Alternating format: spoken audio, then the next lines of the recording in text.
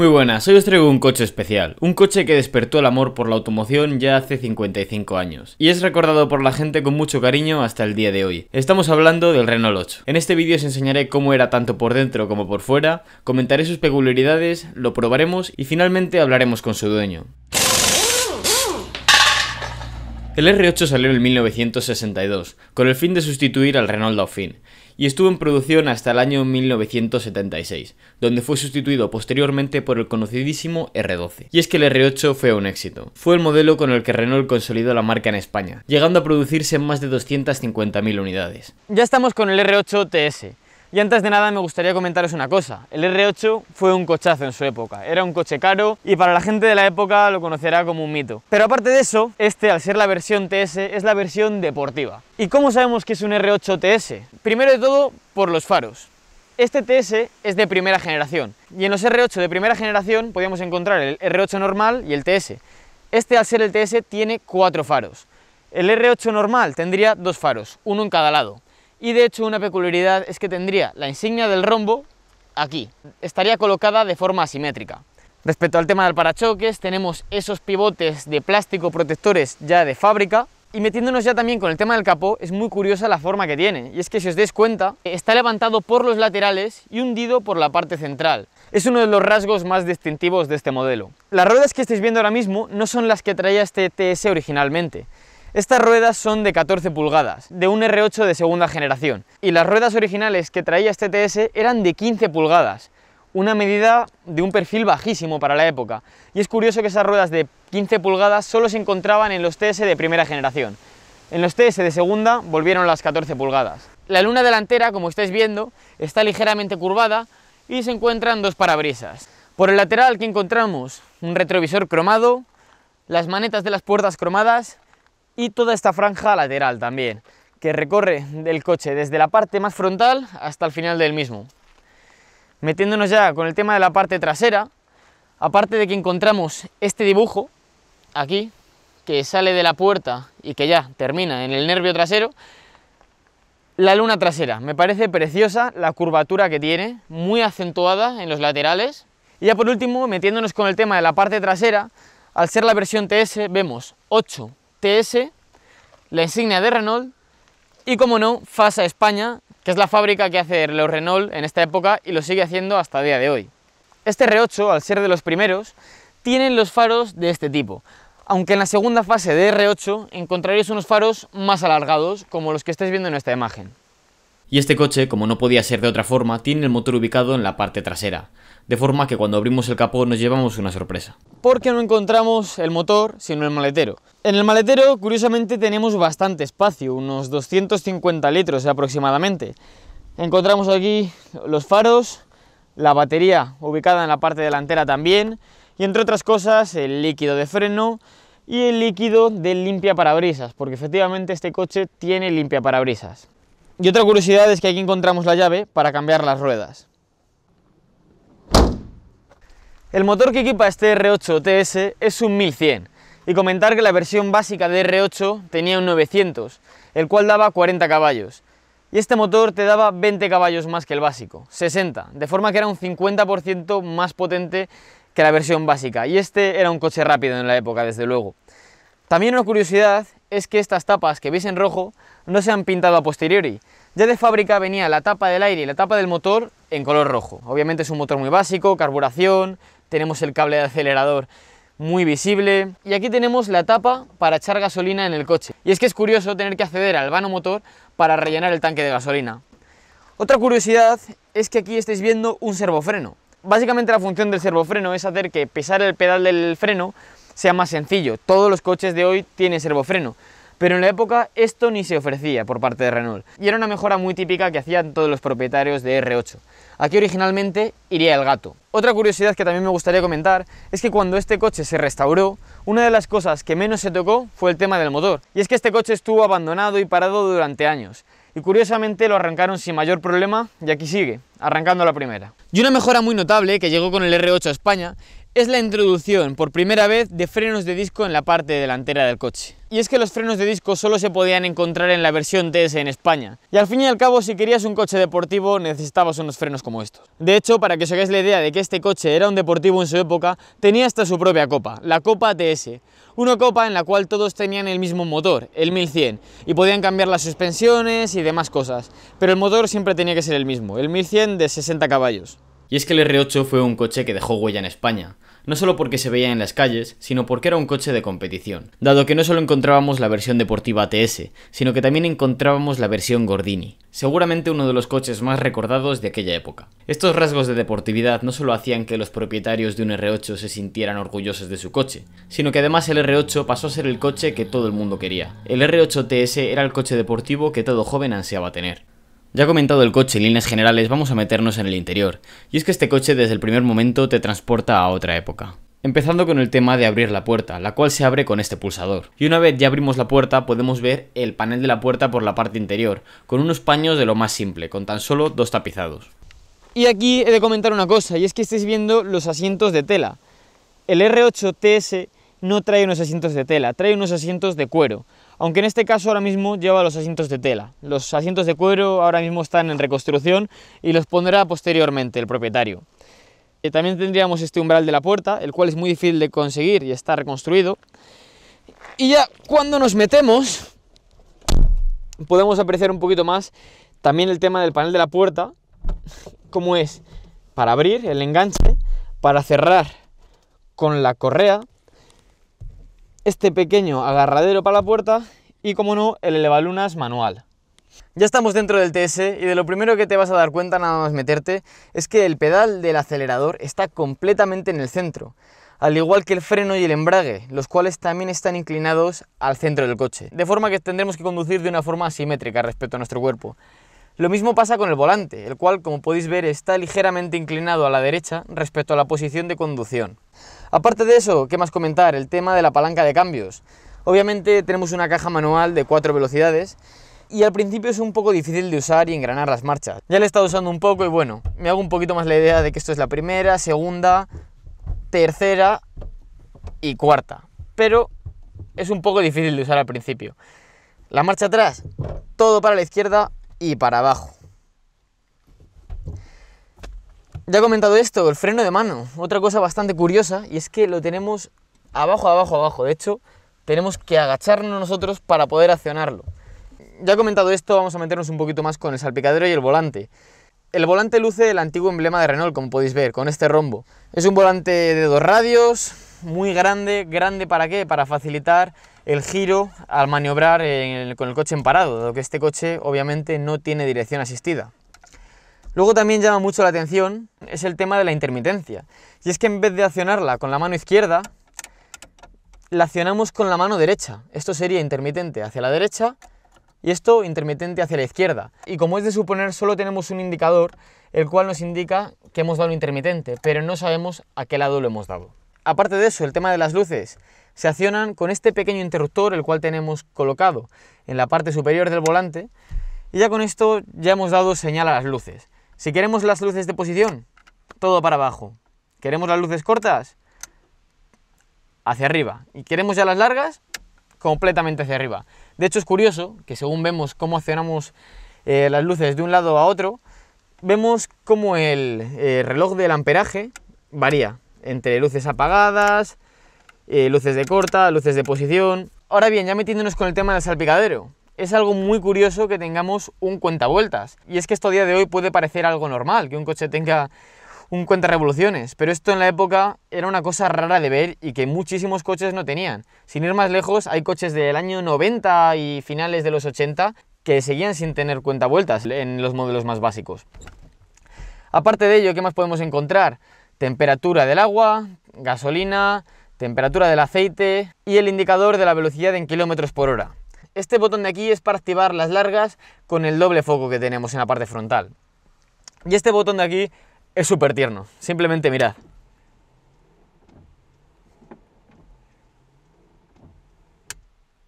Como veis, tenemos que dejarlo ahí, no se queda plantado en la posición 0.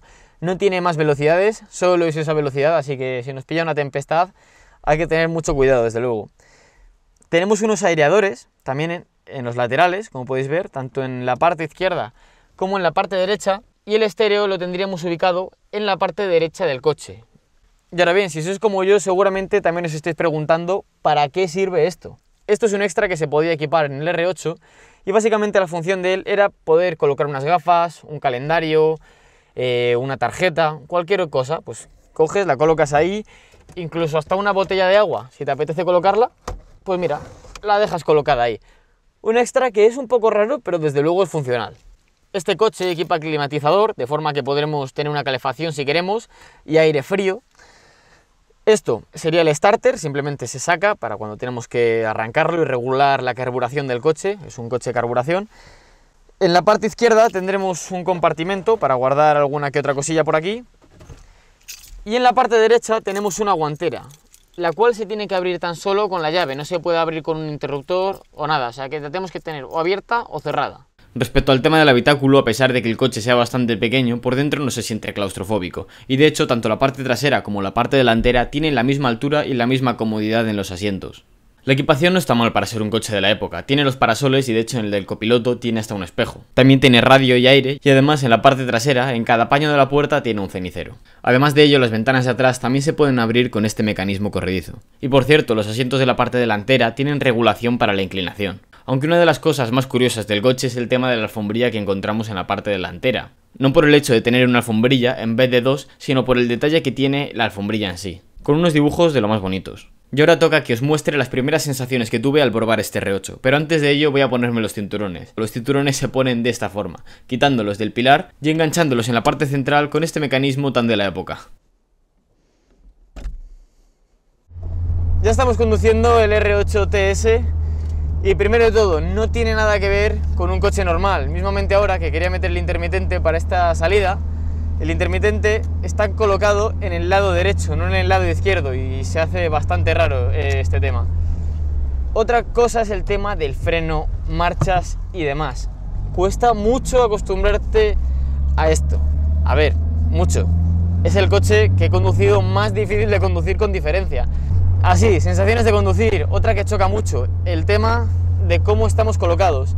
Y si os fijáis, estamos conduciendo completamente de lado. El volante está a mi derecha, está más centrado, no está centrado al asiento, y también el tema de los pedales, que están completamente en el centro, de forma que tenéis que estar conduciendo completamente de lado todo el rato.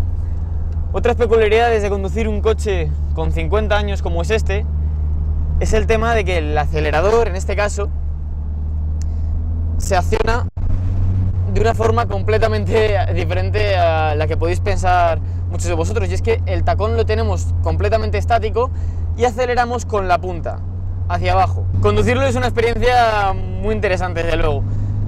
Se acelera muy bien, le gusta revolucionar el coche. Por debajo de las 3000 puede ir, pero ya notas que sale la chicha en las 3500 más o menos.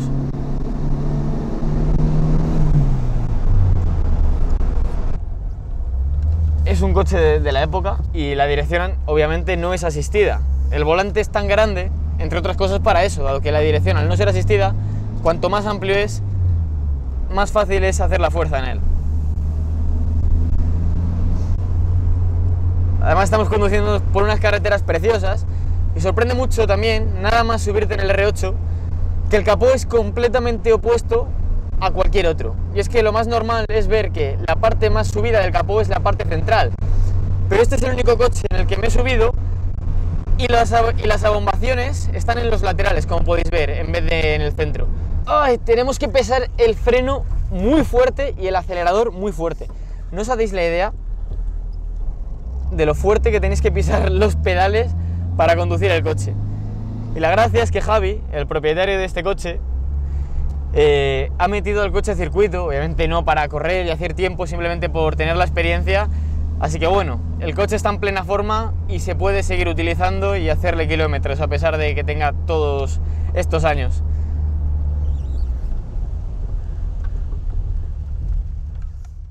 Ya estamos con Javi, el dueño de este R8 TS, y primero de todo, cuéntanos la historia. ¿Cómo es que tienes este TS? ¿Lo buscabas o cómo fue? Pues mi historia con los R8 es más bien de un amor platónico de nacimiento, porque en mi casa había un R8 normal, bueno, que sigue estando, aunque hecho polvo, y, y al lado un vecino tenía esta misma unidad, que yo sabía que era un R8, que era algo especial, que era más deportivo, porque me lo decía mi padre, que ese tenía más chicha que el nuestro. Toda la vida le he estado siguiendo la pista y allá por el 2011 hablamos con el amigo de mi padre y curiosamente lo seguía teniendo en una nave y además que se estaba planteando llevarla al desguace porque llevaba 20 años ahí metido y necesitaba ya pues o vender la nave o no sé qué nos dijo. Total, que hablamos con él y el coche se vino para casa. Estuvo unos cuantos años ahí sin hacer nada hasta que yo pudiera ahorrar para restaurarlo y de sorpresa entre mi padre y mi mujer se lo llevaron a otra... A mí me dijeron que se lo llevaban a otro garaje porque hacía falta espacio en casa de mis padres y se lo llevaron a un taller a restaurarlo completamente desde el primer al último tornillo chorreado de arena y dejarlo pues tal cual lo veis, como recién salido del concesionario y me lo regalaron el día de la boda. Y claro, encontrar este coche que ya pensabas que había desaparecido el día de tu boda, completamente restaurado para ti, bueno. Pues imagínate la emoción, aparte de la boda, salir, ver que están todos mis invitados alrededor del coche, todo el mundo haciéndome fotos y diciéndome, aquí tienes tu R8. Y yo pensaba que era un coche que lo habrían alquilado. Todo el mundo sabe que me encantan los R8 hasta que ya miro la matrícula y digo, joder, si es mi coche, que me lo han restaurado para la boda, esto es increíble. Y nada, a día de hoy todavía lo recuerdo y se me ponen los pelos de punta. Y este coche es del año 70, estamos a 2020, tiene 50 años. ¿Cómo es conducir un coche de 50 años? ¿Y cuáles son los mantenimientos, encontrar piezas? Encontrar piezas es bastante fácil y prácticamente todo lo encuentras nuevo. Por ejemplo, el velocímetro lo tenía roto y lo encontré nuevo a estrenar. Los relojes lo mismo, radios lo mismo, calefacción igual. Todo es un coche que se vendió muchísimo, muy popular, con lo cual encuentras tanto de carrocería como de interiores, absolutamente todo lo tienes o nuevo o de segunda mano. ¿Y tema de mantenimientos? Mantenimientos, muy poquito, además que lo puedes hacer incluso tú. Yo procuro cambiarle el aceite cada 3.000 kilómetros o así. No es un coche que se le hagan muchos kilómetros, con lo cual más o menos una vez al año se le cambia el aceite y los filtros y ya está.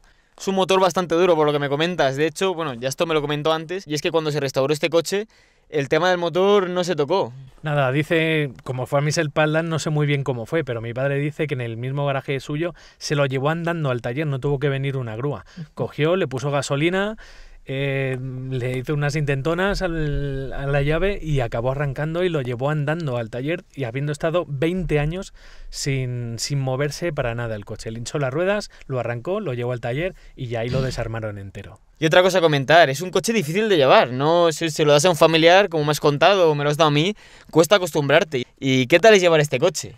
Para mí es como llevar el coche de diario, porque claro, lo cojo mínimo una vez a la semana, pero sí que soy consciente de que es muy difícil, pues porque cuando lo coge alguien o, por ejemplo, mi mujer el día que lo cogió no lo ha vuelto a coger porque dice que es muy complicado, o familiares, mi padre, mi hermano, no lo suelen coger, no me lo quitan por eso, porque es complicado. Para mí, pues es facilísimo y es una delicia incluso llevarlo al límite como lo hice en el circuito de Jarama, que al principio yo decía, no, lo voy a cuidar, la primera vuelta despacito y acabas yendo como todos a cuchillo, a lo que da el coche y culeando de atrás, que es una seña de identidad de este coche. Sí, y es que culear de atrás con este coche es sencillín en realidad, ¿eh? Es facilísimo, es un todo de atrás que llamaban, tienes toda la fuerza atrás, caja de cambios detrás, motor atrás y tracción trasera. Entonces, en cuanto giras fuerte el volante, insinúas el acelerador, le das, la trasera quiere adelantar a la delantera. De hecho, como me comentaste, es que este coche es peligroso y el antecesor, el Dauphin, todavía lo era más, ¿no? Lo era más porque además le llamaban el coche de las viudas. El reparto de pesos era aún peor, más descompensado que en este, que ya lo es.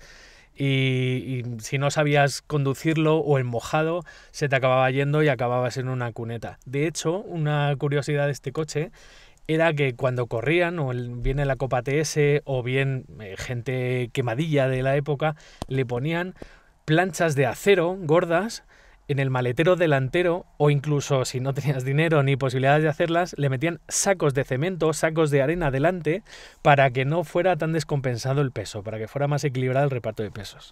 Lo que sí que me has comentado también, una curiosidad del tema del color, y es que este coche solo se podía pillar en azul, y en amarillo. Exactamente. Una de las quejas que tenía la gente de la época era que les gustaba el TS, pues gente que tenía un poco más de dinero y querían no solo el normal, comprarse un coche con más potencia y querían un TS, pero les condicionaba que solo tuvieran el color azul competición, que es este, o un amarillo brillante.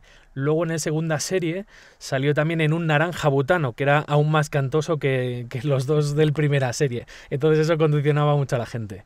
Poder haber probado este coche ha sido un placer. Conducirlo daba algo de miedo, dado que es un coche con 50 años, con sus peculiaridades, y en caso de tener que dar un volantazo o una frenada de emergencia no es tan fácil como en cualquier otro coche. Acostumbrarse a este coche no solo son 5 minutos, dado que los pedales son diferentes y más duros, la caja de cambios no es tan intuitiva y el comportamiento del coche es diferente al de un coche actual. Aún así me ha sorprendido su pequeño motor. No es un coche rápido, pero moviéndose por carreteras sinuosas y con bastantes cuestas no he tenido ningún problema para moverme. Desde luego este TS tenía que ser un coche muy rápido frente a su hermano de 40 caballos. Después de hablar con Javi durante toda la tarde de grabación, no solo he podido aprender mucho acerca del modelo, sino que también he podido ver el amor que tiene el dueño a este coche. Además de esto, me ha dado unas cuantas vueltas en el R8 con la destreza de un conductor habitual y he podido ver lo divertido y lo bien que funciona este coche yendo rápido tras tantos años. Espero que te haya gustado el vídeo, si ha sido así suscríbete al canal y activa las notificaciones, tengo muchos más vídeos de este estilo y vendrán muchos más. En la pantalla también os dejo el Instagram del propietario del coche si quieres echarle un vistazo y también tenéis por aquí el Instagram de mi canal. Y por cierto, si tienes un coche interesante del cual quieres que haga un vídeo, escríbeme al correo que aparece en pantalla. En la descripción de este vídeo encontrarás todos los detalles sobre qué poner en el correo.